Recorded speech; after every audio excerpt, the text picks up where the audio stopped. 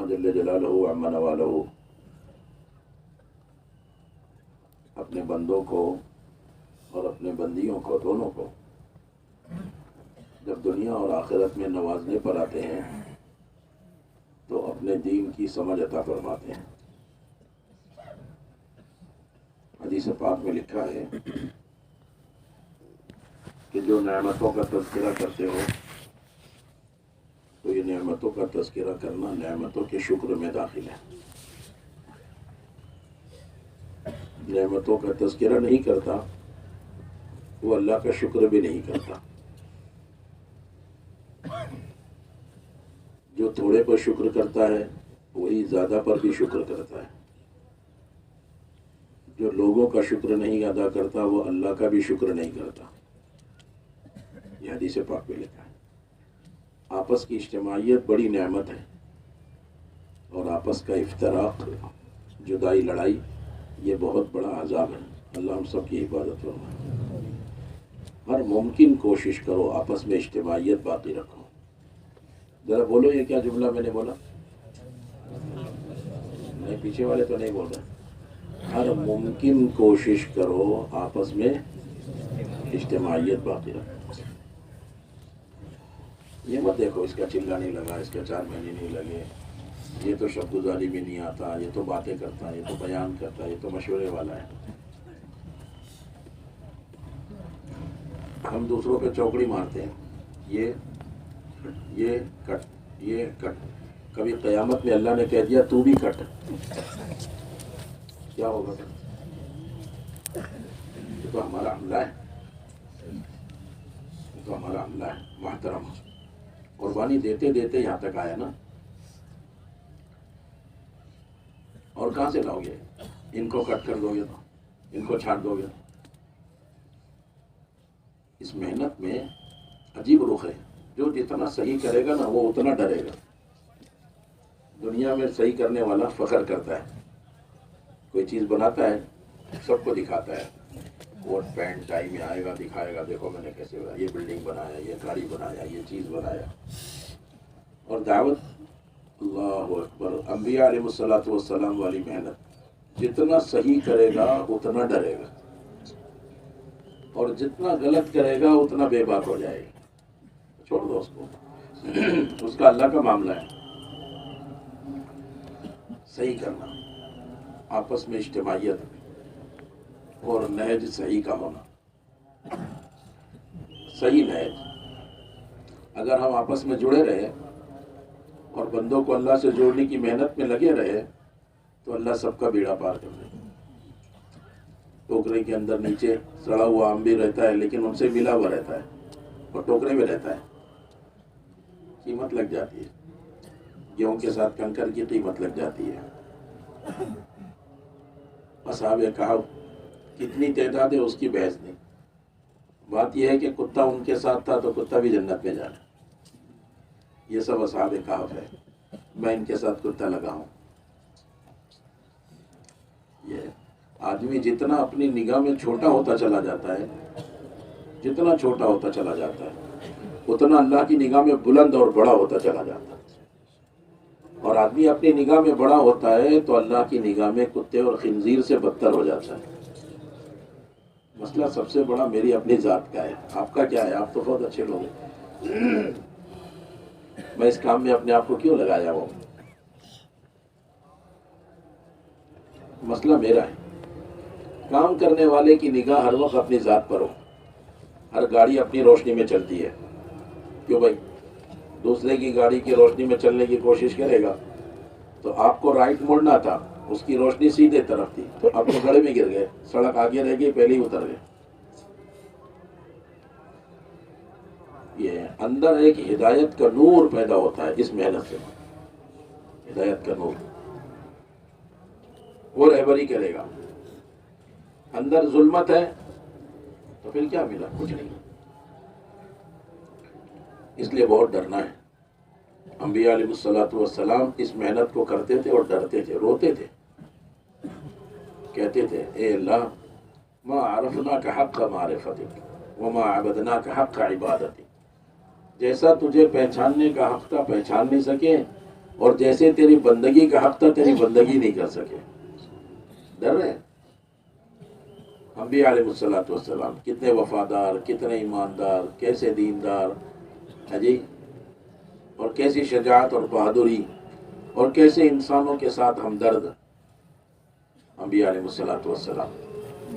بہت عجیب مثال ہے انبیاء علیہ الصلوۃ والسلام.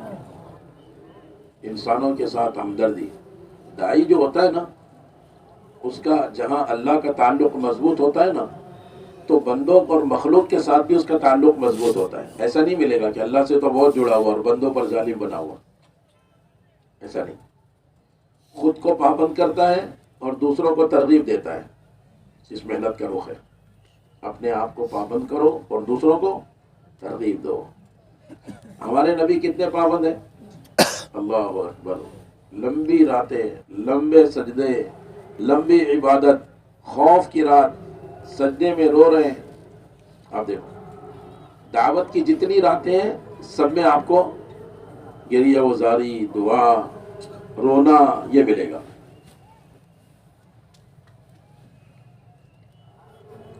مزدلفہ میں جو رات گزارتے ہیں، مزدلفہ میں رات گزارتے ہیں، حاجی عرفات سے آتا ہے، حاجی ہو گیا، مغرب نہیں پڑھتا وہاں، مغرب عشاء یہاں آ کے پڑھتا ہے. ایک اذان، ایک نماز، ایک اقامت سے یہ نماز پڑھ رہے ہیں. بعض کہتے ہیں ایک اذان دو اقامت، نماز پڑھ رہے ہیں ہم مغرب عشاء. وہ رات مزدلفہ کی جو رات ہے وہ شب قدر کی رات سے بھی افضل ہے. اتنی بڑی رات، لیکن اس میں عبادت نہیں ہے، اس میں آرام ہے. لیکن آپ دیکھو گے غزوات کی رات یا کسی رات میں آپ صلی اللہ علیہ وسلم چین سے نہیں لیٹے ہیں بستر پر، بے چین. اپنے آپ کو پابند کرنا ترقی کا جو ذریعہ ہے. آپ ہمارا حملہ ہو، ہمارے ذمہ دار ہو، ہمارے ساتھی ہو، آپ پر اللہ نے اعتماد کر کے آپ کو کام میں لگایا ہے، اللہ نے آپ کو عزت دی ہے، لوگ آپ سے مصافحہ کرتے ہیں. ہم آپ سے کچھ ضروری باتیں کہنا چاہتے ہیں.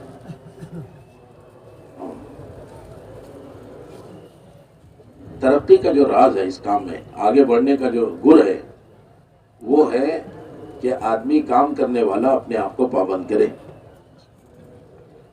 عربی میں تکلیف کہتے ہیں پابند کرنے کو. تکلیف ذات کے لیے، ترغیب دوسروں کے لیے. لا تکلف الا نفسک وحرض المؤمنین. اے نبی جی اپنے آپ کو پابند کیجئے، دوسروں کو ترغیب دیجئے.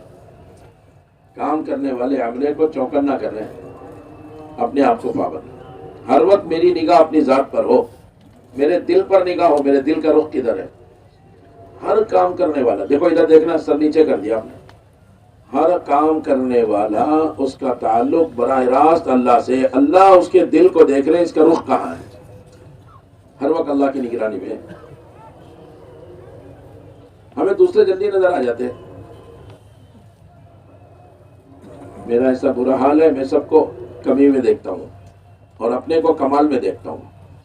اپنی کمی کا دیکھنا کمال کو پہنچائے گا، اور دوسروں کی کمی دیکھو گے تو زوال آ جائے گا. ہر وقت اپنی نگاہ، اپنی ذات پر، اپنی کمی، اپنے اچھے کاموں میں کمی کا نکالنا، یہ اخلاص کا سبب ہے. کتنا ہی اچھا کرو اور رو.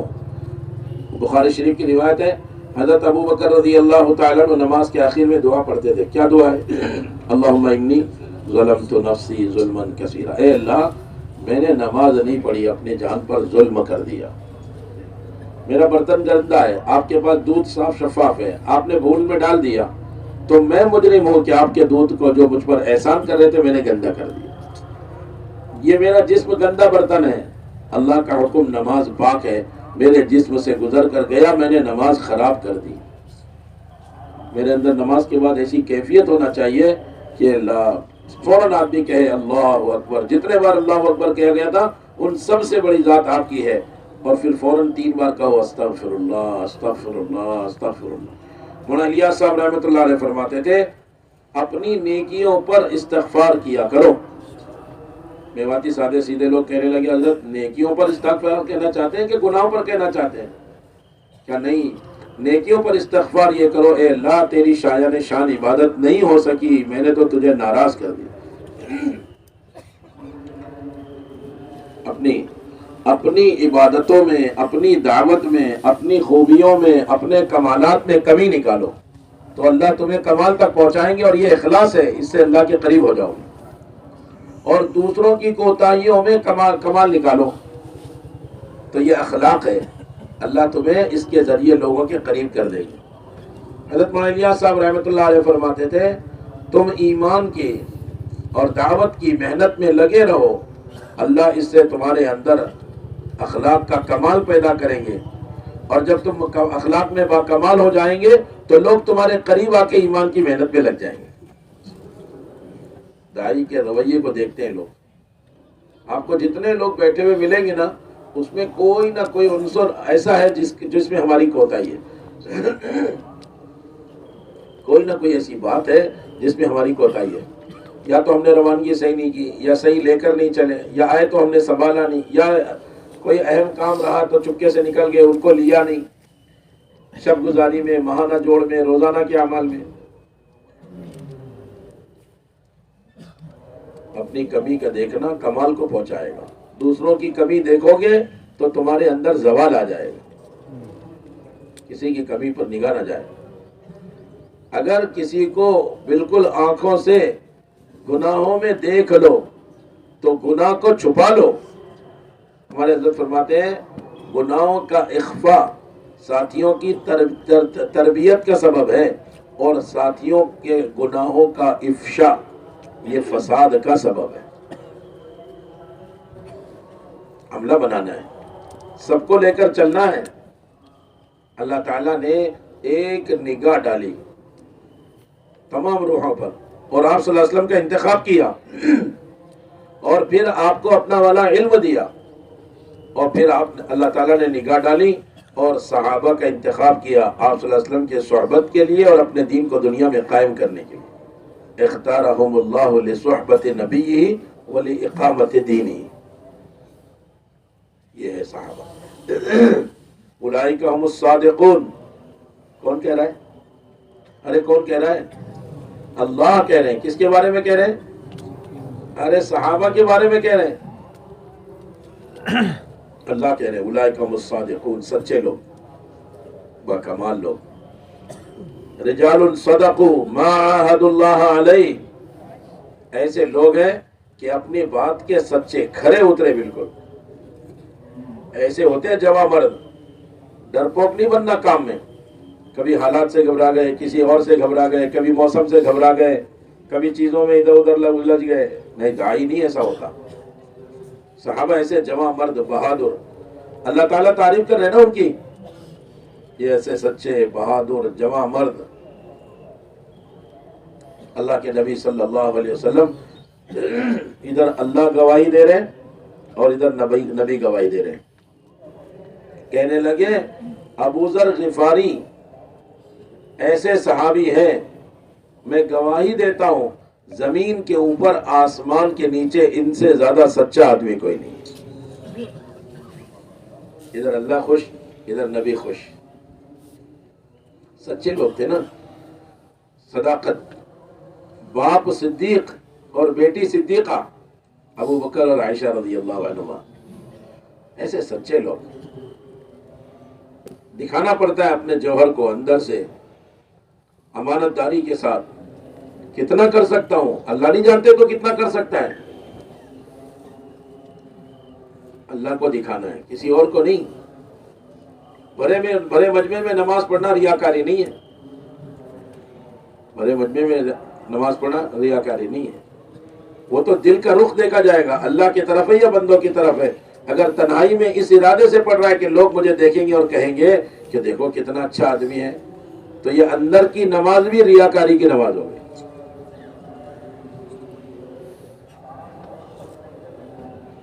یہ محنت کا ایسا رخ، اللہ اکبر۔ ایک مرتبہ آپ صلی اللہ علیہ وسلم کے ساتھ جبرائیل علیہ السلام بات چیت کر رہے تھے، دیوار کے پیچھے ایک صحابی کی آواز آ رہی، اللہ اکبر۔ تو آپ نے پوچھا جبرائیل جانتے ہو یہ کس کی آواز ہے؟ جبرائیل نے کہا، جبرائیل علیہ السلام نے کہا یا نبی اللہ یہ ابو ذر غفاری ہے اور زمین والوں سے زیادہ آسمان والے اس آدمی کو جانتے ہیں۔ واہ کمال لوگ، ایسے بناؤ نا، ایسے بناؤ، کوئی نہ دیکھے میں پابند۔ دیکھو یاد رکھنا جتنے اختلافات ہیں نا وہ تجربات کی وجہ سے ہے۔ اختلافات کیوں ہوتے ہیں؟ تجربات سے۔ تجربات نہیں کرنا، اطاعت ہی ہدایت کا ذریعہ ہے اور اطاعت ہی اجتماعیت کا ذریعہ ہے۔ ان شرطیہ لگایا گیا، عربی میں الف نون ان کا لفظ ہے، قرآن پاک میں ان تطیعوہ تہتدوا، علماء جانتے ہیں ان شرطیہ ہے، اگر اطاعت ہوگی تو ہدایت ہوگی، اور اطاعت ہی اجتماعیت کا سبب ہے۔ تجربات پہ نہیں جانا، جو کہا جائے وہ کرنا، جتنا کہا جائے اتنا کرنا، جیسے کہا جائے ویسے کرنا۔ صحابہ باکمال کیوں ہوئے؟ بس کرنا ہے تو تیار ہے، کسی بھی حال میں ہے کہ کرنا ہے۔ صحابہ کی کمال کو سوچا کرو، کیوں اتنے باکمال ہوئے؟ ہمارے حضرت جی دامت برکاتہ فرمانے لگے اتنا کمال نہیں ہے کہ ہمارا عملہ کام پر ہے، ذمہ داری یہ ہے کہ کام کو سیرت سے سمجھے۔ اللہ، رسول، قرآن، حدیث، اقوال محدثین، صحابہ، ان سے کام کو لے اور کام کو اس رخ سے پیش کرے، تجربہ سے نہیں۔ بازاری الفاظ بھی ہمارے مذاکروں میں نہیں آنا چاہیے۔ بازاری الفاظ، صاف ستھری بات، ایک سطح ہے کام کی۔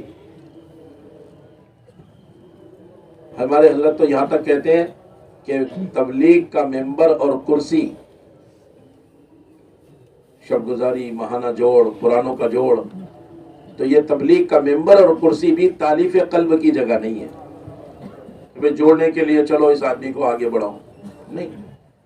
جو قربانی پر ہو، خود قربانی دے رہا ہو، قربانی پر تیار کر رہا ہو، ایسے آدمی کو کرسی پر بٹھاؤ، چاہے سادی بات کرتا ہو۔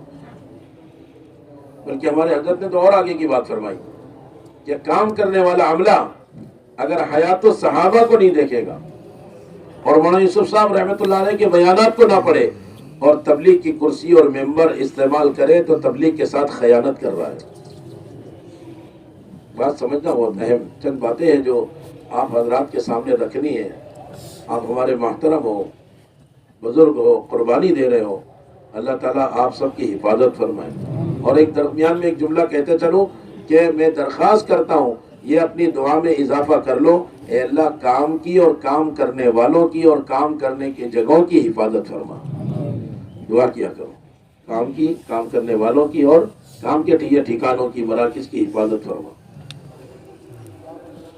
سخت دور ہے یہ حالات کا، ایسے آلات بھی ہیں اور ایسے فتنے بھی آ رہے ہیں، اگر ہم نے اپنے آپ کو نہیں سنبھالا تو مشکل ہو۔ حضرت مولانا یوسف صاحب رحمۃ اللہ علیہ کے پاس ساتھی آئے، کہنے لگے لوگ 4 مہینے لگا کے بیٹھ جا رہے ہیں حضرت نے کہا بیٹھ تو میں بھی جاؤں، جب میں مقام پر ہوتا ہوں تو اپنے عملے کے ساتھ رہتا ہوں، اور میں جب سفر میں جاتا ہوں تو جماعت بنا کر جاتا ہوں، عملے کے ساتھ جاتا ہوں۔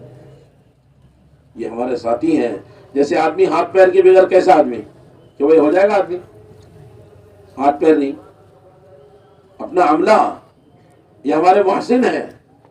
میں مثال دیتا ہوں، ٹرین میں آپ گئے اور 2 بیگ آپ کے ہاتھ میں تھے، ایک بیگ آپ کا کسی نے لے کے کہا لائیے میں اٹھا کے رکھ دوں، تو آپ خوش ہو جاتے ہیں، بھائی پروری سے گزرنا تو تم میرا نمبر لے لو، میں تمہاری خدمت، کوئی کام ہے میرے لیے بولنا۔ کیا کیا اس نے؟ خالی ایک بیگ ادھر رکھ دیا، سرکا دیا، جگہ دے دیا۔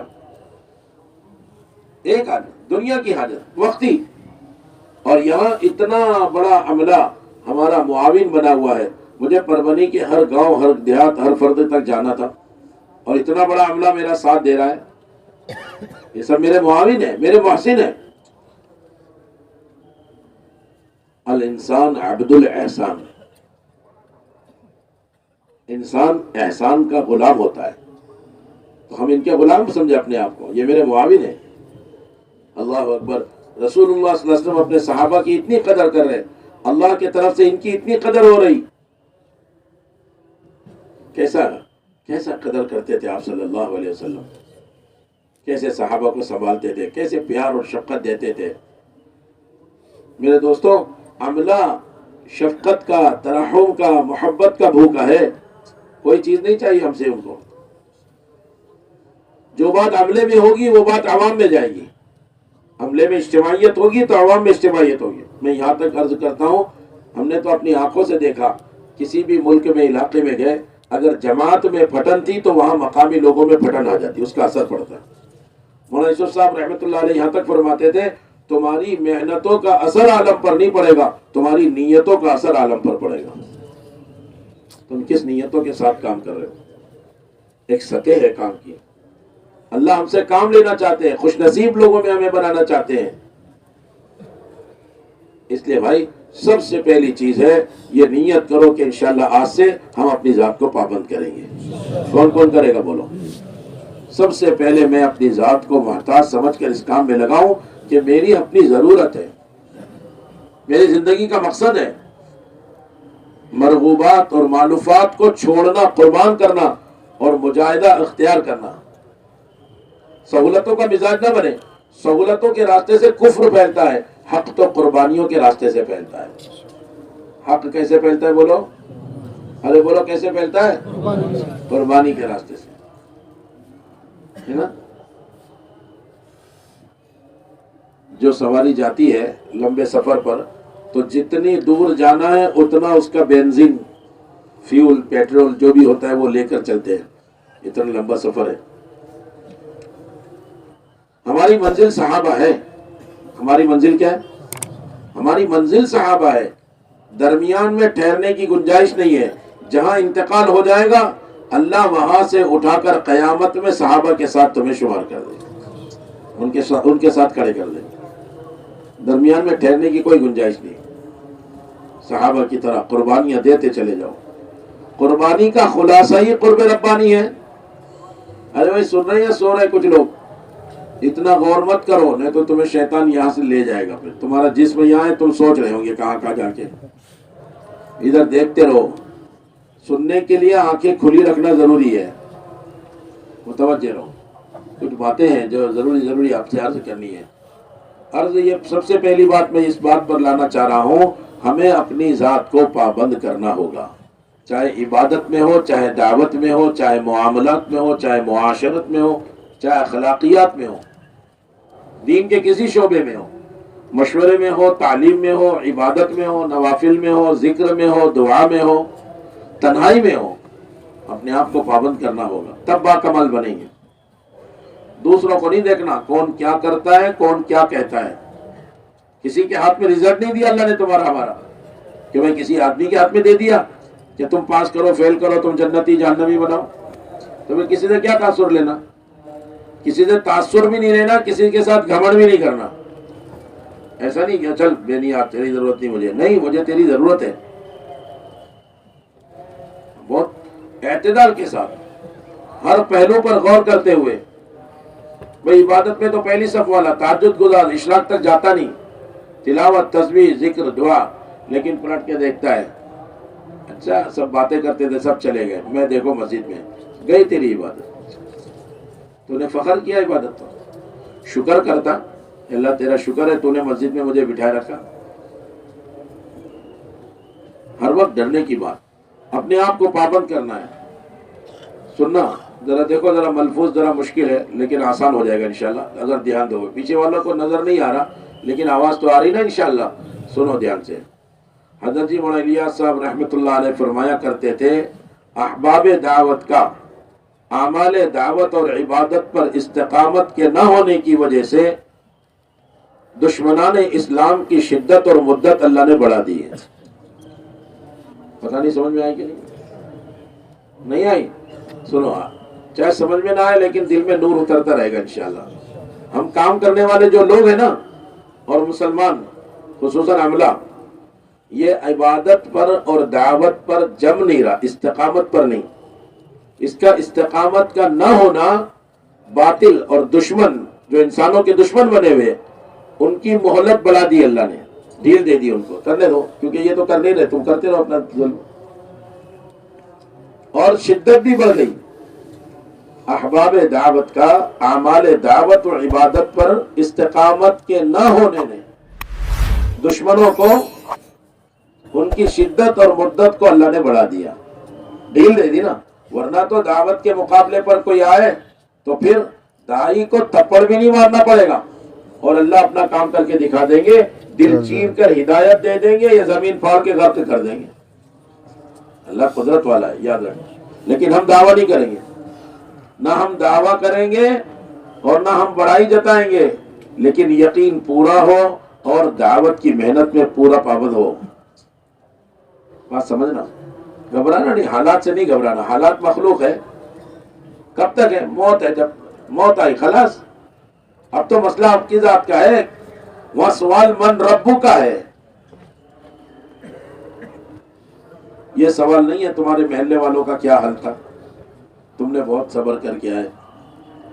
سب سے پہلے اپنی ذات کا سوال ہے، آخرت میں آخرت میں نماز کا سوال ہے، کیوں بھائی تمہاری نماز کا ہے یا دوسرے کیسے نماز پڑھتے تھے اس کا ہے؟ تو مسئلہ یہاں سے لے کے وہاں تک اپنی ذات کا ہے۔ انبیاء علیہ الصلوۃ والسلام قیامت کی سختیوں میں یہ کہہ رہے ہوں گے یا ربی نفسی یا ربی نفسی۔ بتاؤ، اتنے بڑے بڑے نبی با کمال اور ان کا یہ حال ہے۔ عیسیٰ علیہ السلام یہاں تک کہہ دیں گے اے اللہ آج میں اپنی اماں مریم کا بھی سوال نہیں کرتا، میری جان بخش دے۔ ایسا حال ہے آخرت۔ میرے محترم بزرگ اور دوستو، سب سے پہلی بات مجھے جو عرض کرنی ہے وہ ہمارا یہ عملہ طے کرے آج سے، انشاءاللہ میں اپنے آپ کو پابند کروں گا۔ ہاں، عبادت میں، دعوت میں، ذکر میں، تلاوت میں، مشورے میں، تعلیم میں، گشتوں میں، خروج میں اپنے آپ کو پابند کروں۔ آپ چاہتے ہو اللہ ہمیں سعادت مند بنائے، آپ چاہتے ہو اللہ ہمیں خوش نصیب بنائے، آپ چاہتے ہیں اللہ تعالی ہمارے ہاتھوں پہ ہزاروں لاکھوں انسانوں کو ہدایت دے، کہ بھائی تمنا سب کی یہی ہے نا، کیونکہ میں بھی آپ کا ساتھی ہوں، میری بھی تمنا ہے۔ سچ بتاؤ، دنیا کی تمنا کر کے گھر پہ کوئی بیٹھتا ہے؟ اور دین کی تمنا کر کے ہم مستقل سوچ ہی رہے ہیں۔ یہ کام قربانی کا ہے۔ مولانا یوسف صاحب رحمۃ اللہ علیہ کے بیانات پڑھا کرو، یہ درخواست ہے بھائیوں آپ سے۔ ارے بھائی پڑھو گے؟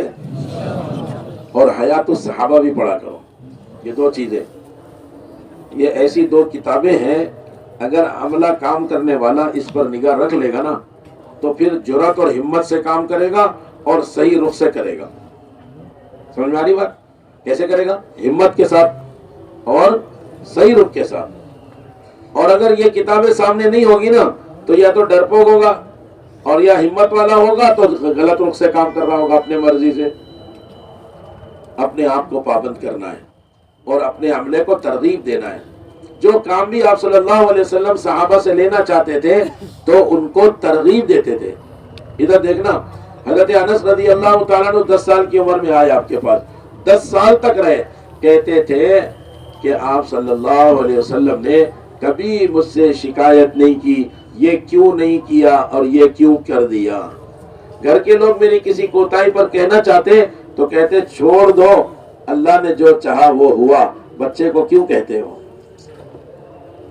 حضرت انس آپ صلی اللہ علیہ وسلم کے رشتہ دار تھے، ام سلیم نے حوالے کیا تھا آپ کے، ان کی والدہ ام سلیم۔ یہ تو ایک بچے کے ساتھ آپ نے ایسا نہیں کیا۔ بڑوں کو بھی اگر کوئی بات ہوتی تو اجتماعی کہتے تھے، اس کو شرمندہ نہیں ہونے دیتے تھے، بلا کر ذلیل نہیں کرتے تھے۔ وہاں تو گناہ گار آ جاتا تھا اور اقرار کرتا تھا میں نے زنا کیا ہے، آپ کہتے تھے چل تجھے کیا معلوم زنا کیا ہوتا ہے، زنا کیا ہے، اس کو ایسا کہہ رہے ہیں۔ اور وہ صحابی کے دل میں ڈر یہ ہے اگر میرے گناہ یہاں مار پیٹ کر ختم نہیں ہوئے تو آخرت کے اندر زنا کرنے والوں کو جہنم کے اندر ایک دیگ ہوگی جو آگ کے اوپر رکھی ہوئی ہوگی، اس کی لپٹیں ایسی اٹھے گی، یہ زنا کرنے والے اس دیگ میں ہوں گے، وہ چیختے ہوئے اوپر آسمان کی طرف اٹھیں گے اور پھر اس میں گریں گے اور ان کے بدن ننگے ہوں گے اور سارے جہنمی ان کو دیکھ کر ان کو آڑ دلا رہے ہوں گے یہ کیسے گناہ گار ہے۔ اتنا بھیانک، اللہ ہم سب کی حفاظت فرما۔ تو ان کو ڈر لگا کہ بھئی آخرت میں تو بڑا خطرناک معاملہ ہے، تو آ کر وہ اقرار کر رہے ہیں مجھ سے یہ غلطی ہو گئی ہے۔ آپ نے فرمایا نہیں نہیں پیچھے ہٹ، تو نے گناہ نہیں کیا ہے، زنا کا تجھے پتہ نہیں ہے؟ حجی کیا ہے؟ کہا ہاں تو نے کیا غلط نگاہ ڈالی ہوگی تو زنا تو سمجھ رہا ہے آنکھوں کا ہوا تو تیرے جسم کا زنا سمجھ رہا ہے کہ جی نہیں گناہ ہوا ہے. کہ نہیں ہو سکتا ہے تو نے اس کو دیکھا ہوگا, تو نے اس کو چھوا ہوگا, ہو سکتا ہے تو نے اس کو چوما ہوگا. کیا نبی اللہ میں اپنا اقرار کرتا ہوں یہ حال ہے. اور پھر جب ان مرد اور عورت کو سزا دی گئی, ان کا خون کا جو فوارہ جیسے نکلتا ہے نا, چھینٹے زور سے اڑا تو کسی کی طرف گیا تو کسی نے کہا کتے کی موت مر رہا ہے. اللہ کے نبی صلی اللہ علیہ وسلم کو معلوم ہوا, بہت سخت ناراض ہوئے. آپ نے فرمایا اپنے گناہ پر اس نے ایسی توبہ کی ہے, سارے حجاز والوں کو تقسیم کر دو تو سب کے گناہ معاف ہو جائیں. انسان سے کمزوری سے گناہ ہوتا ہے, لیکن تنہائی میں گڑ گڑا کے اللہ سے معافی مانگو. ادعوا ربکم تضرعا وخفیا, چپکے اور گڑ گڑا کے معافی مانگو. اور لیکن یاد رکھنا, صحابہ کے زمانے میں جو عتاب ہوا ہے وہ عتاب کسی گناہ پر نہیں آیا, جو عتاب اللہ کے راستے میں نہ نکلنے پر یا تاخیر پر آیا. ہر وقت نکلنے والے لوگ تھے وہ تینوں. وعلى الثلاثة الذين خلفوا حتى اذا ضاقت عليهم الارض, تین وہ صحابہ جو ہر وقت نکلا کرتے تھے اس مرتبہ نکلنے میں رہ گئے تبوک کے موقع پر. حالانکہ 30,000 گئے تھے, یہ بات بھی نہیں کہ بھئی 3 نہیں گئے تو کیا ہو گیا, اور وہاں کوئی لڑنا مقابلہ بھی نہیں تھا, بس اللہ کا حکم تھا ایک سفر کا. صحابہ کے دلوں میں اس کام کی بڑی عظمت تھی. میرے محترم بزرگوں اور دوستوں, ایک چیز ہے اپنی ذات کو پابند کرنا, حلال کمائی کا بھی پابند, اخلاق میں بھی پابند, اپنے بڑوں کا ادب. کیسی قربانی دے دے کہ بزرگ یہاں تک پہنچے, 70 سال 80 سال 90 سال ان کی عمریں ہیں اور انہوں نے قربانیاں دی ہیں. تو ہم ان کا ادب احترام کریں. اور اپنے عملے کو, جو جوان امڑ کر آ رہے ہیں, جوان ماشاءاللہ ہر جگہ ضلعوں میں اجتماع ہو رہا ہے, جوان آگے بڑھ کر آ رہے ہیں, دیکھ کر ان کو رشک آتا ہے, خوشی ہوتی ہے. ان جوانوں کی قدر کرنا, ان کو آگے بڑھانا, ان پر اعتماد کرنا. ایسا نہ ہو کہ بھئی ہم یہ سوچیں کہ بھئی اصل ہم ہی ہے, ہمیں جو عقل اور تجربہ ہے, تو پھر یہ کہاں جائیں گے. عملہ اگر نہیں بنائے تو قیامت میں اللہ کو کیا جواب دیں گے. اللہ کے نبی صلی اللہ علیہ وسلم کو اللہ پاک ارشاد فرما رہے, هو الذی ایدک بنصرہ وبالمؤمنین, کہ اللہ تعالیٰ نے اصل آپ کی غیبی نصرت اور تائید کی ہے, لیکن ظاہری طور پر یہ صحابہ بھی آپ کی تائید کے لیے کافی ہے. یا ایھا النبی حسبک اللہ ومن اتبعک من المؤمنین. میرے محترم بھائیو عزیزوں, بہت غور کرنے کی بات ہے. اتنے بڑے نبی کے لیے اللہ تعالیٰ یہ بات کہہ رہے کہ صحابہ آپ کے لیے کافی ہے, اللہ کے بعد یہ صحابہ آپ کے لیے کافی ہے. عملہ بناؤ, پہلے تو اپنی ذات, پھر اپنا عملہ. اپنی مسجد میں, اپنے حلقے میں, اپنے شہر میں, اپنے ضلع میں عملہ بناؤ. عملہ اکیلے نہیں, میں اکیلا کرتا ہوں, میں اکیلے شب گزاری میں جاتا ہوں, میں ماہانہ جوڑ میں اکیلے جاتا ہوں, میں مشورے میں اکیلے جاتا ہوں, یہ کمال نہیں ہے. عملے کو ساتھ لو, خوشامد کرو. ایک تو ہے آپ کا اپنی ذات سے کرنا, اور ایک ہے عملے کو لے کر کرنا. اللہ کے نبی صلی اللہ علیہ وسلم نے کبھی کوئی ایسا کام نہیں کیا کہ کوئی ساتھی آپ سے دور ہو جائے. رات کی تنہائی میں آپ جا رہے ہیں, دیکھا ادھر, اے بھائی آنکھ کیوں نہیں بند کر رہے. آپ صلی اللہ علیہ وسلم تنہائی میں جا رہے تھے تو ساتھ میں آپ کی زوجہ محترمہ غالباً زینب رضی اللہ عنہا آپ کے ساتھ تھی. ایک صحابی وہاں سے گزرے تو انہوں نے دیکھا کہ اماں ہے, تو جلدی سے وہ چلے گئے کہ آپ اور اماں تنہائی میں. تو آپ صلی اللہ علیہ وسلم نے ان کو بلایا, ادھر ادھر آؤ.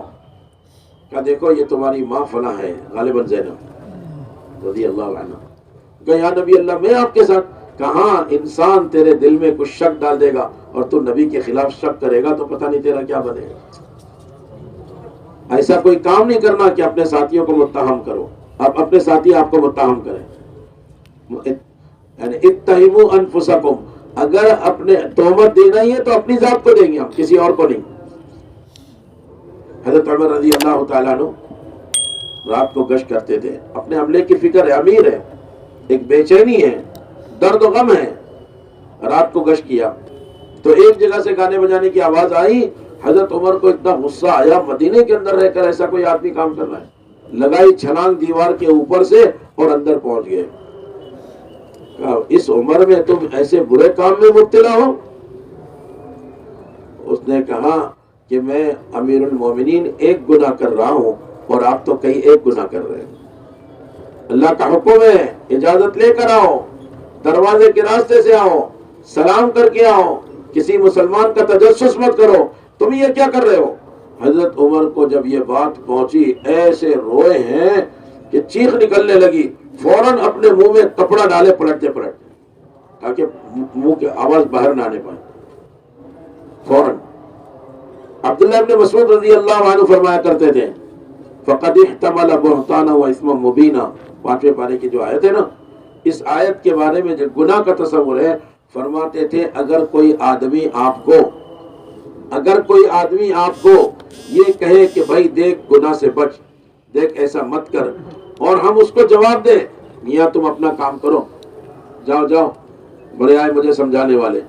عبداللہ ابن مسعود رضی اللہ عنہ فرمایا کرتے تھے اللہ کی نگاہ میں سب سے بڑا گناہ اس طرح کہنا ہے. اللہ کی نگاہ میں کیا ہے؟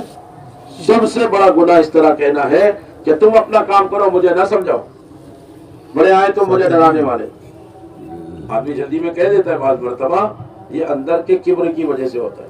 حضرت عمر کو انہوں نے کہا بڑے میاں نے گناہوں کی حالت میں امیر المومنین ہے اور آپ چاہتے گناہ نہ ہو، لیکن جب اپنے گناہ کے بارے میں خبر لگی تو بہت پھوٹ کر رہے. آپ کے ساتھ ایک صحابی تھے، ان کو بھی پتہ نہیں چلا کیا ہوا، ایسا چھپا لیا اندھیرے میں، چلے گئے. کافی دن گزر گئے. حضرت عمر اپنی مجلس میں تھے، صحابہ ساتھ تھے. ادھر سے وہ بڑے میاں آخر میں آ کے پیچھے بیٹھے مجلس میں. حضرت عمر نے دیکھتے کہا ادھر آئیے. وہ بڑے میاں اتنا گھبرائے کہ آج مجھے عمر سب کے سامنے ذلیل کر دے گا. اللہ اکبر. جب وہ قریب آ کے بیٹھے تو ذرا گھبرا کے دور ہی رہے. کہا اور قریب آئیے. ان کی گھبراہٹ بڑھ رہی. قریب بلا کر اپنے منہ کے اتنا قریب کان کیا کہ گویا کے منہ میں لے لیں گے ابھی، اتنا قریب کان کیا، اور کان میں چپکے سے کہا بڑے میاں جس دن سے میں نے آپ کو دیکھا تھا آج تک کسی کو نہیں بتایا، کسی کو پتہ نہیں چلا. بڑے میاں خوش ہو کر کہنے لگے اللہ اکبر. سارا مجمع متوجہ ہو گیا بڑے میاں نے کیوں اللہ اکبر. پھر بڑے میاں نے کہا عمر آپ بھی اپنا کان میرے منہ کے قریب لاؤ. اب کان میں چپکے سے کہا عمر جس دن تم نے مجھے بری حالت میں دیکھا تھا میں نے بھی توبہ کر لیا، اس کے بعد اس گناہ کی طرف آج تک نہیں ہے. برا نہیں ماننا، میرا تو ایسا برا حال ہے، مجھے اگر آپ کی کوئی برائی معلوم ہو جائے نا تو میرے پیٹ میں درد ہوتا رہتا ہے. جب تک کہ میں 2-4-10 کو بتا نہ دوں جب تک میں اپنے آپ کو خیر خواہ اور پرانا ساتھی نہیں سمجھتا.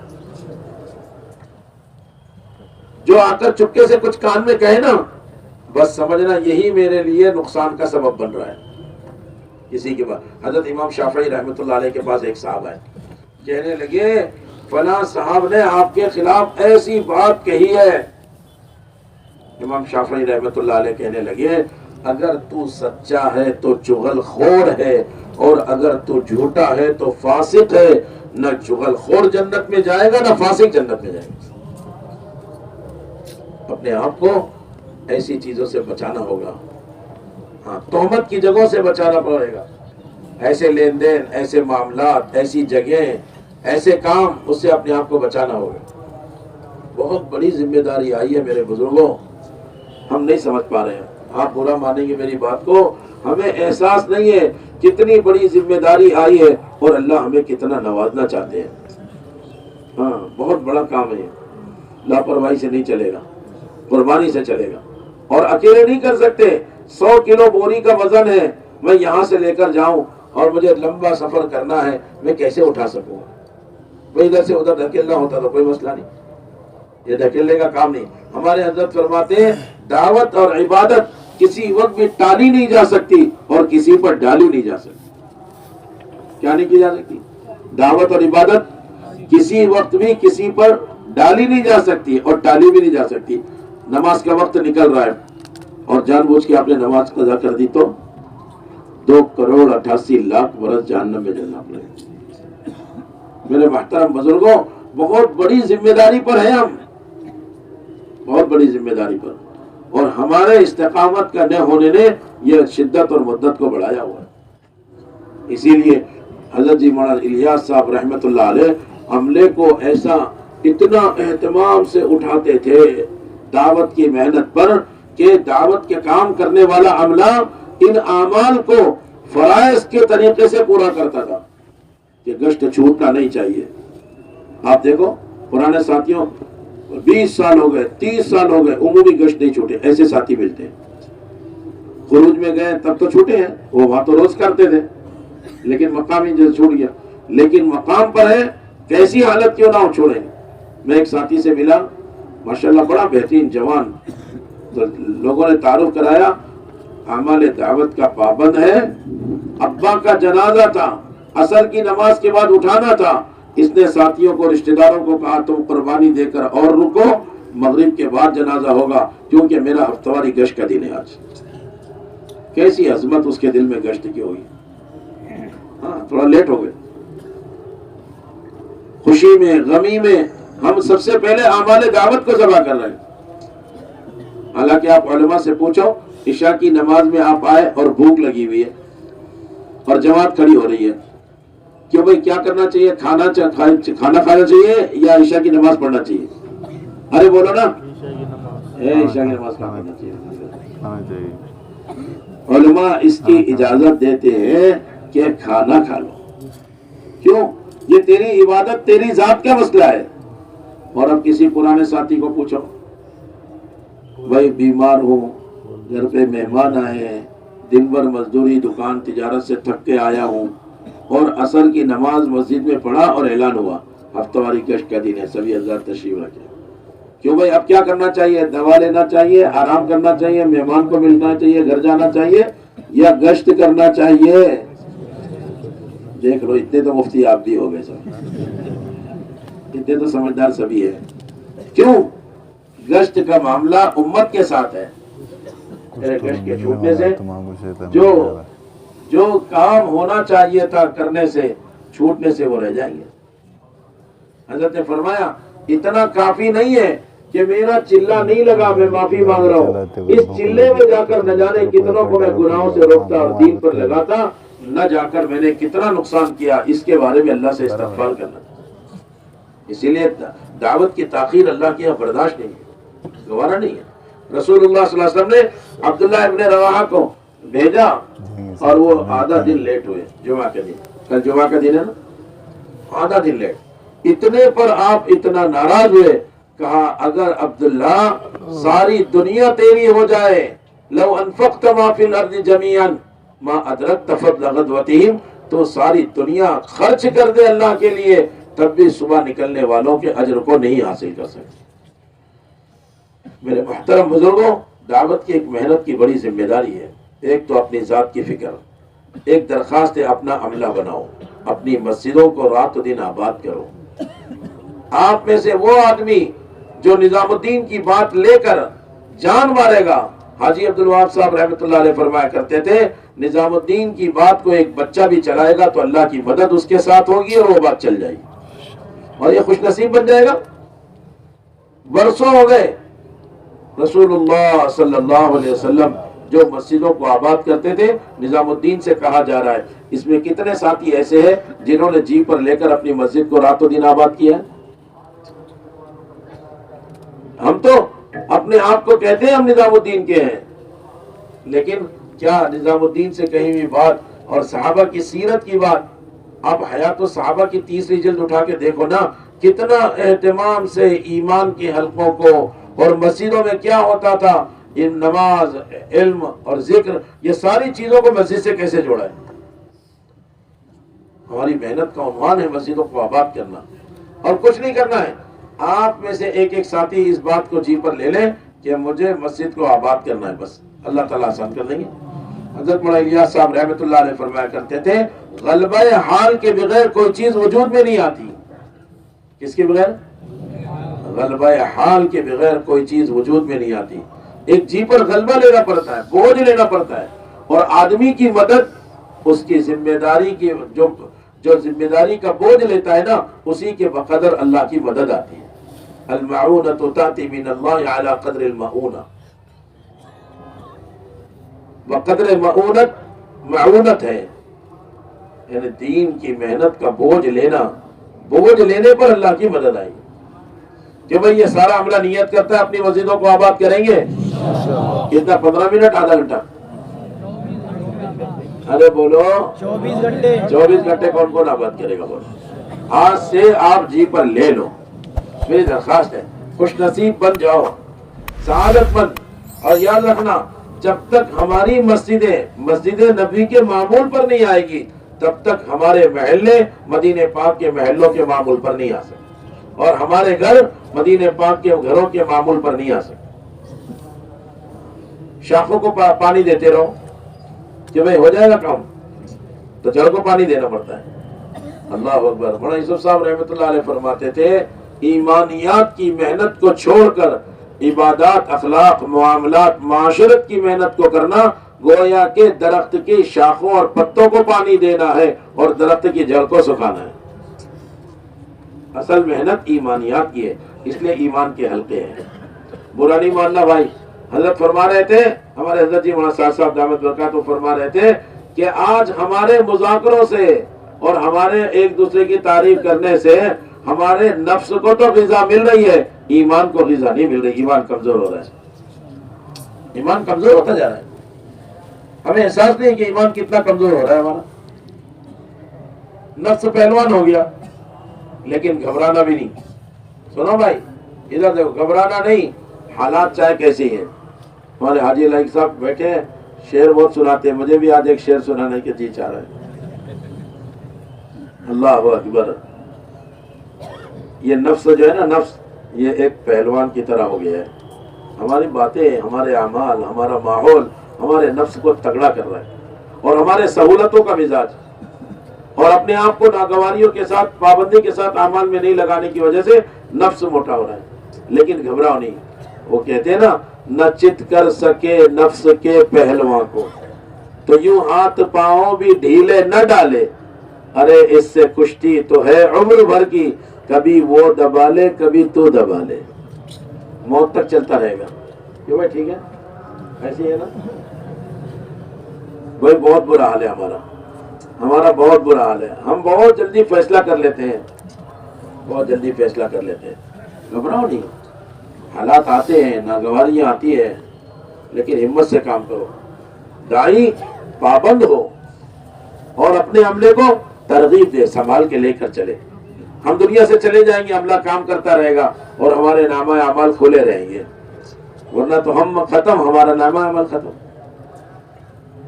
ایک فکر، تیسری فکر، وہ اپنے گھر کو نمونہ بنانا ہے.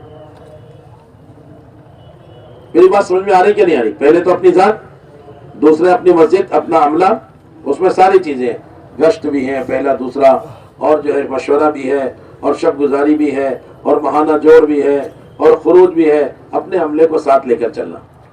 اور تیسرے نمبر پر اپنی معاشرت. دیکھو، سننا میری بات بہت دھیان سے میرے بھائیوں، ذرا چوکنا رہو. اوہو، باطل چوکنا ہے اور قربانی کے ساتھ دندنا رہا ہے. ایسے نہیں ہو رہا ہے، قربانی دے رہا باطل. اور اہل حق اور کام کرنے والا عملہ خوش فہمی میں مبتلا ہے. مجمع کو دیکھتا ہے نا، لاکھوں کا مجمع تھا صاحب، اچھا، اور جو کروڑوں کا ضائع ہو رہا ہے. دنیا میں 800 کروڑ انسان ہیں، 150 200 کروڑ کے قریب مسلمان ہیں، اور کتنے فیصد ہمارے ہاتھ میں ہے؟ کہ بھائی ہمیں احساس نہیں ہے کتنا بڑا عملہ اور مسلمان ہمارے ہاتھوں پر ضائع ہو رہے. چوکنا رہو. مولانا یوسف صاحب رحمۃ اللہ علیہ فرماتے تھے، باطل تمہاری نماز اور روزے سے نہیں ڈرتا، باطل تمہاری معاشرت سے ڈرتا ہے. کس سے ڈرتا ہے؟ باطل تمہاری نماز اور روزے سے نہیں ڈرتا، باطل تمہاری معاشرت سے ڈرتا ہے. معاشرت کسے کہتے ہیں؟ رہن سہن، رکھ رکھاؤ، اس کو کہتے ہیں معاشرت. حضرت فرما رہے تھے، مولانا یوسف صاحب رحمۃ اللہ علیہ فرمایا کرتے تھے، جو لوگ اپنے طور طریقوں کو ختم کر دیتے ہیں اللہ ایسی قوم کو بھی ختم کر دیتے ہیں۔ ہاں فرمایا جو قوم اپنی پاکیزہ معاشرت پر مجتمع نہ ہو وہ قوم مردہ قوم کہلاتی ہے۔ معاشرت، مسلمانوں کا رہن سہن ایک تفصیلی مذاکرہ ہے۔ ہمارے مذاکرے میں معاشرت کی کوئی فکر ہی نہیں ہے اور معاشرت ضائع ہو رہی۔ حضرت نے فرمایا اسلامی معاشرت کی 3 بنیادیں، حیا، پاکیزگی اور سادگی۔ کتنی بنیادیں بولو؟ کون کون سی؟ حیا، پاکیزگی اور سادگی، یہ 3 بنیادیں۔ حیا شعبۃ من الایمان، ہاں کیسی حیا تھی مدینہ پاک کے اندر۔ ایک مرتبہ حکم آیا نماز کے بعد پردہ فرض ہو گیا، 100% مسلمان ماں بہنیں صحابیات پردے میں آ گئی اگلی نماز سے پہلے۔ حیا اور پاکیزگی، پاکیزہ صرف لباس، ہم 3 چیز کو پاکیزہ سمجھتے ہیں، کیا کیا؟ لباس، جسم اور زمین، جگہ پاک، بدن پاک، کپڑے پاک، ہے نا، یہی سمجھتے ہیں نا۔ حاجی بہت صاف ستھرے نئے لباس میں احرام کی حالت میں عرفات میں لبیک اللہم لبیک کہتا ہے اور اللہ کہتے ہیں لا لبیک ولا سعدیک۔ کیوں؟ ارے حاجی تیرے جسم کا خون جو ہے وہ ناپاک ہے، میں تیری لبیک اور نیکی کیسے قبول کروں؟ ہمارا عملہ سوچ کر کام کرے۔ حضرت نے فرمایا 2 چیزیں بازار میں تیار آئی ہے۔ کتنی آئی ہے؟ ارے کتنی آئی؟ تیار لباس آئے ہیں تاکہ تمہاری معاشرت بدل جائے۔ صاحب یہ آپ کا لڑکا ہے؟ ہاں۔ ارے وہ سستے میں مل رہا تھا کپڑا، تیار لباس، ارے سلائی کے بھاؤ میں لے آیا ہوں۔ ارے تیری معاشرت ختم کرنے کے لیے آئی ہے۔ حرام چیزیں، گناہ کی چیزیں سستی بھی ہے، آسان بھی ہے، اور حلال ذرا مشکل سے ملتی ہے اور مہنگی ملتی ہے۔ ہاں اب سوچو، تیار لباس آئے ہیں تاکہ تمہاری معاشرت بدل جائے اور تیار غذائیں آئی ہیں تاکہ تمہاری عبادت اور دعائیں مردود ہو جائے۔ ہمیں ہوش نہیں ہے، چوکنا نہیں ہے ہم لوگ۔ چوکنا رہنا ہی ہر خیر کی چابی ہے۔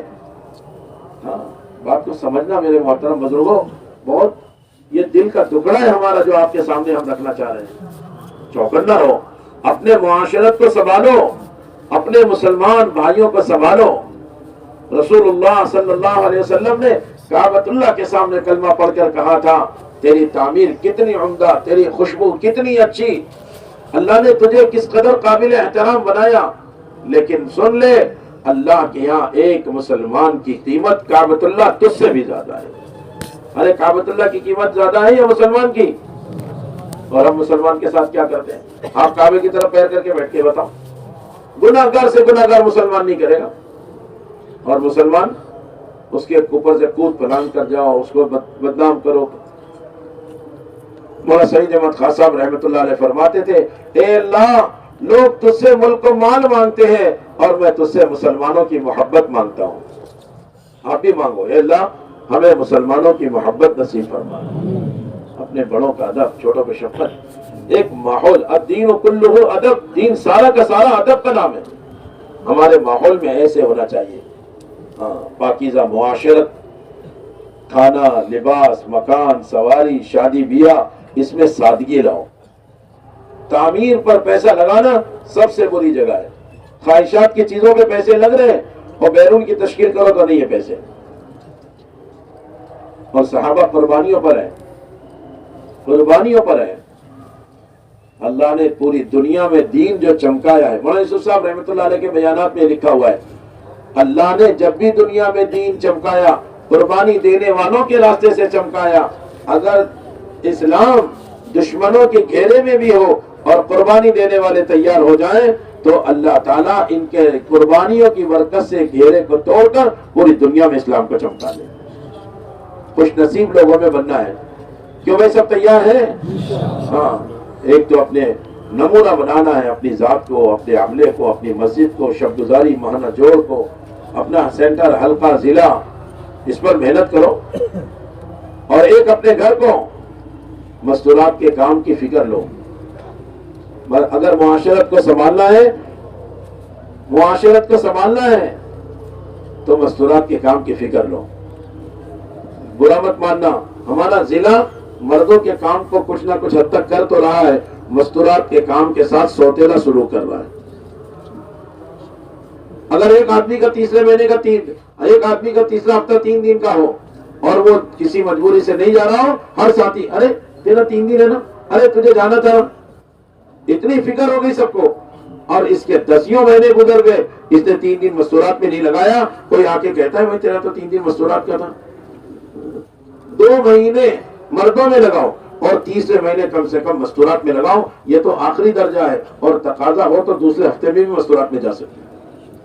مثال کے طور پہ آپ نے محنت کی اور ایک جماعت تیار کی، اب وہ جماعت کے 4 جوڑے نئے لے جانے والا کوئی نہیں، تو آپ سے کہا جائے گا اگر آپ تیار ہو تو لے کر جاؤ. مستورات کے کام کو جی پر لو.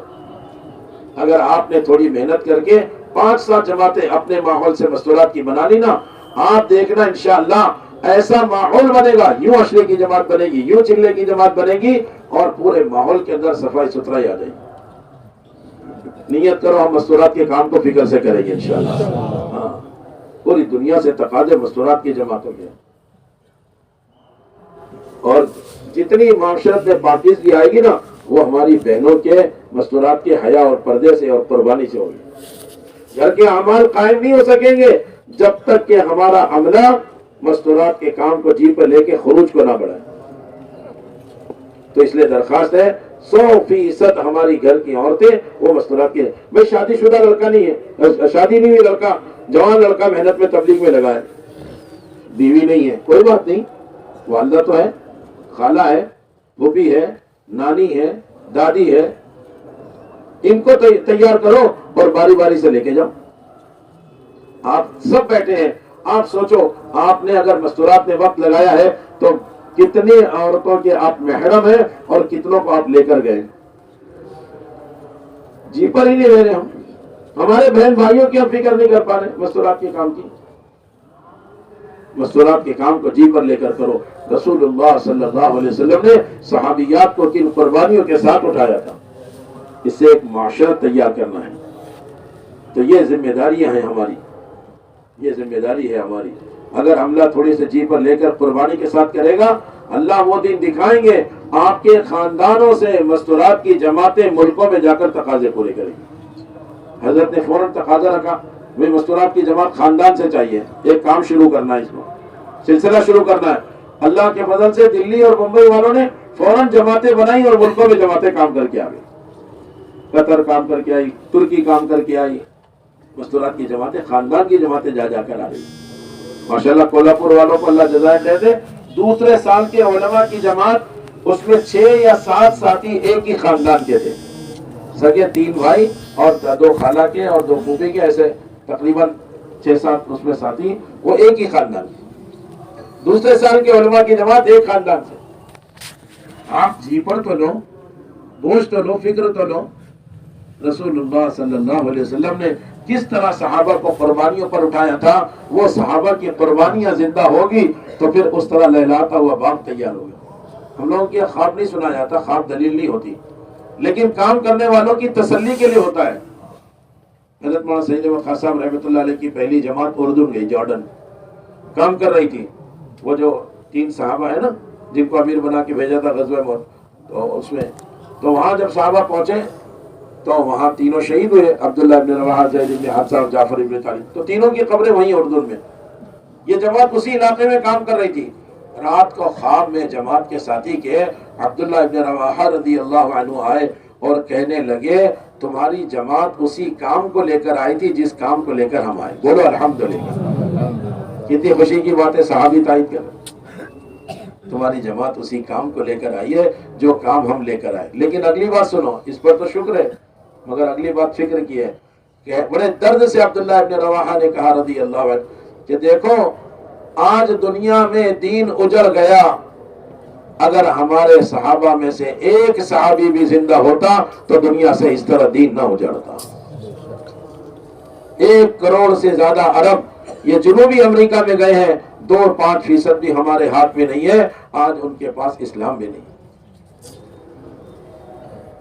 ایک جماعت برازیل میں کام کر رہی تھی، ہر جگہ برف ہی برف، اور مسلمانوں کو ڈھونڈتے ڈھونڈتے تھک جاتے تھے، ملتے نہیں تھے، دن گزر جاتا تھا، جماعتیں گشت کرتے کرتے تھک جاتی تھی۔ ایک پارک میں گئے، نماز کا وقت ہوا، وہ سایہ تھا تو وہاں برف نہیں تھی اتنی زمین پر، انہوں نے نماز پڑھی۔ نماز کا سلام پھیرے تو 2 جوان کو دیکھا، وہ کھڑے ہوئے بڑے غور سے دیکھ رہے ہیں۔ جیسے ان کی طرف پلٹے تو پیچھے ہٹ کر کہنے لگے ہم مسلمان نہیں، ہمارے ماں باپ بھی مسلمان نہیں۔ کیا بھائی کوئی بات نہیں، آپ انسان ہیں، ایک مالک کے بندے ہیں، ہم آپ سے ملنا چاہتے ہیں، ہم ایشیا کے لوگ ہیں، آپ امریکہ کے لوگ ہیں۔ تو بات ہوتے ہوتے وہ ایک جوان کہنے لگا ہم جب چھوٹے تھے نا، بہت چھوٹے، ہمارے دادا جان زندہ تھے نا، تو وہ تنہائی میں ایسا کام کیا کرتے تھے جو کام آپ لوگ کر رہے تھے، نماز کا لفظ مان رہے۔ تو یہ کون ہو گئے بولو؟ مسلمان کی اولاد۔ اب آگے بات سنو، ان کو لے گئے، اکرام کیا۔ بھائی اصل میں ہم لوگ مہمان کا اکرام نہیں کرتے، بہت بے نیاز ہو گئے۔ نیت کرو مسجد میں آنے والوں کو آگے بڑھ کر ملا کریں گے انشاءاللہ، استقبال کرو۔ انہوں نے استقبال کیا، ساتھ لے گئے، کھلایا پلایا۔ رات کو کہنے لگے کیا ہم لوگ آپ کے ساتھ رات کو آرام کر سکتے ہیں؟ پوچھا کیوں، کیا بات ہو گئی؟ کہنے لگے یہاں بہت سکون لگ رہا ہے، اتنا سکون کہیں نہیں ملا۔ ہمارے دعوت میں سکون، قلبی سکون ہے۔ اب رات کو انہوں نے اچھے کپڑے پہنائے، نہلا دھلا کے وہ آرام کے۔ یہ جو 2 لینے گئے تھے نا، نماز پڑھی تھی، لے کر آئے تھے، رات کو ان کے خواب میں حضرت عباس رضی اللہ عنہ اور حضرت مقداد ابن اسود رضی اللہ عنہ دونوں آئے، اور آ کر کہنے لگے ہم تمہاری جماعت کا شکریہ ادا کرنے کے لیے آئے، تم 2 بچوں کو لے کر آئے ہو، یہ میری اولادوں میں سے ہیں۔ ہم ہوش میں آئے، ہوش میں آئے، ہم فکر لیں، ورنہ ایسا نہ ہو قیامت میں ہم نبی کے قریب جا رہے ہوں گے اور نبی ہم کو قریب ملنا چاہ رہے اور فرشتے سینوں پہ دھکے دے کے مار رہے کہ یہ تمہارے امتی نہیں ہے۔ دین مٹ رہا ہے میرے دوستوں، مرتد ہو رہے لوگ۔ یوگانڈا کے اندر مسجد کے دروازے پر، بالکل دروازے پر جماعت نے، ہماری مسجد کی جماعت نے ملاقات کی۔ جب ملاقات کی تو اس گھر کے لوگ نکلے نہیں، ایک جوان لڑکی بہت کم لباس میں آئی اور آ کر بات سنے بغیر ڈانٹنے لگی۔ وہ مقامی ساتھی ترجمہ کیا، ساتھی فوراً اپنی نگاہ نیچے کیے، کہنے لگی تم مسلمان بڑے سست ہو، ہم مسجد کے دروازے پر ہیں اور 3 سال ہو گئے ہم مرتد ہو گئے، اب آئے ہو تم ہمارے پاس۔ عجیب حالات ہے امت کے، ہم اللہ کو کیا جواب دیں گے؟ ہم سوچ رہے ہیں کہ بھئی سہولت ہوگی تو کریں گے۔ یہ کام قربانیوں کا ہے، سہولتوں کا نہیں ہے۔ ہاں قربانیوں کا کام ہے۔ ایسے لوگ بھی ہیں اپنا مہنگا مکان بیچ کر سادہ مکان لیا، کچھ پیسے گھر والوں کو دیے اور باقی پیسے لے کے اللہ کے راستے میں ملکوں میں وقت لگا کر آئے۔ مولانا الیاس صاحب رحمۃ اللہ علیہ فرمایا کرتے تھے یہ کام تو وہ کام ہے کہ جب نکلو تو شوق شہادت کے ساتھ نکلو، کہ اللہ کے راستے میں جان دینے کا جذبہ ہو، اللہ کا دین دنیا میں زندہ ہو جائے، اللہ کرے ہماری قبریں کسی ملکوں میں جا کر بنے۔ سہولت کا مزاج مت بناؤ، ترتیب کا چلہ، ترتیب کا 4 مہینہ، کب تک اس پر رہو گے؟ ہمارے حضرت نے فرمایا امت کے مرتد ہونے کا کوئی موسم نہیں ہے اور بغیر کلمہ نماز کے جانے کا کوئی سیزن نہیں ہے، اور تم اپنے سیزن کا اور موسم کا انتظار کر رہے ہو۔ اس لیے بھائی یہ ہمارا مخلص عملہ، قربانی دینے والا پیارا عملہ، آپ حضرات تو وہ ہو کہ ہم اپنا جگر اور دل سامنے نکال کے رکھیں، تب بھی آپ کا حق نہیں ادا ہوگا۔ ایسے پیارے لوگ ہیں، اللہ آپ سب کی عمر میں برکت عطا فرمائے۔ یہ بات نہیں کہ آپ کام نہیں کر رہے، آپ بہت کام کر رہے ہو، بہت قربانی دے رہے ہو، لیکن مقدار بڑھانے کی ضرورت ہے، تقاضے بہت ہیں۔ اور ہمارا یہ پیارا پربنی کا ضلع کیسے بہترین عملہ، تھوڑا سا عملہ آیا تو اتنا ہے، باقی تو اور کتنا ہوگا؟ اگر یہ جی پر لے لے تو مجھے اللہ کی ذات سے امید ہے دنیا کے سارے ملکوں کے تقاضے پربنی ضلع پورا کر سکتا ہے۔ بولو انشاءاللہ۔